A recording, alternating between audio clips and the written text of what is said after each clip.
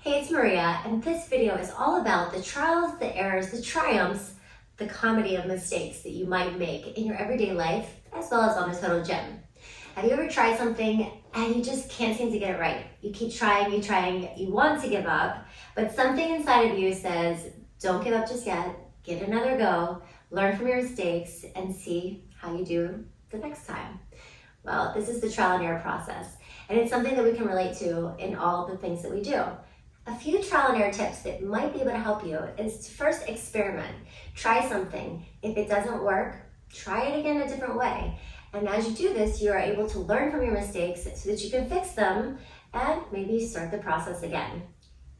Another good tip is to take notes. So while you're doing your experiments, you can jot down what's working, what's not, and then be able to analyze it so that you can fix what the problem is. So that whenever you do it again, you'll have success.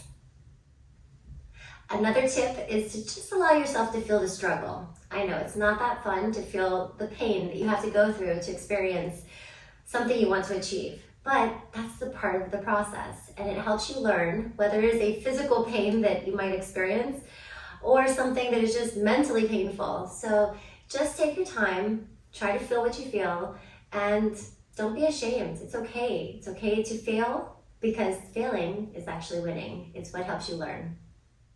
And the last tip is to take your time. When you're going through something, don't rush and don't try to get everything fixed in one go about.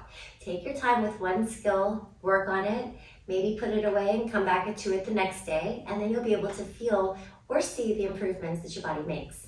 So take your time, let the process happen, and when your body's ready, it'll happen. And those are a few helpful tips to remind you that the trial and error process is a process and it's something that we all can learn from. Now let's dive into the trial and error process as it relates to your total gym in terms of safety and positioning. The first thing we'll talk about is body positioning on your glide board. It really makes a difference where you position your body of how the exercise will feel. It might be easier, it might be harder. You might have a more successful rate of performing the exercise without anything messing up. And a lot has to do with your height. So if you're shorter versus taller or have longer limbs, you have to accommodate that onto the glide board. And the more that you do this, the more you'll be able to know where to position your body so that you have the most successful exercise whenever you do it. Okay, so the first scenario is if I just go ahead and sit down and then place my feet up onto my squat stand. Notice how there's a lot of glide board here. As I press my legs out and in, you notice I'm hitting or bottoming out at the bottom of the rails. This is actually very frustrating, especially if you're doing some type of jumps or plyometric movements. It could be very, very annoying and somewhat painful.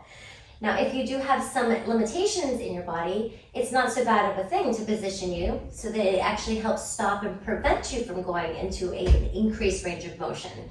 So if you are trying to get more range, you want to make sure that you are sitting at the very bottom. So it's really all up to your goal. Now, if you are free of any injury, any kind of pain, you want that full range of motion, you want to make sure that your hips are at the very bottom if you're on a shorter limb side. Your spine is long onto the glide board and you feel good through the whole range of motion. And if you've ever experienced the opposite when you're topping out, you probably need to fix your body positioning as well. Whether you scoot it down or you scoot it up, it all depends on your torso and limb length.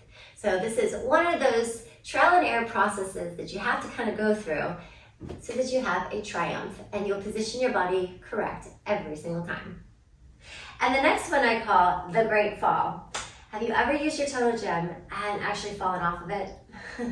Yep, it has happened to all of us, I am sure to say, but it's something that we are able to fix and get into a habit of anchoring down. So, however you are mounting the glide board, whether it's with your hands or with a cable or both cables, you really want to get into the habit of anchoring down when you get on as well as getting off. So when we anchor down, you want to think of your knuckles coming down to the glide board, take your other hand, and then just position your body to wherever you want it to be, whether it's kneeling, maybe it's half kneeling, maybe it's lifted, maybe it's to the side, but wherever it is, the hand that you have the cable in needs to be anchored down so that you have that stability of your core strength and you're able to maneuver yourself wherever your body needs to go. And the same thing whenever you're getting off, don't just step off, because I know, it's easy to just step back, right? And what happens? You could fall, you could have a little mishap there. But to save that and save you from injury, make sure that you anchor down and then step on off. That'll ensure that you do it every single time if you make it a habit.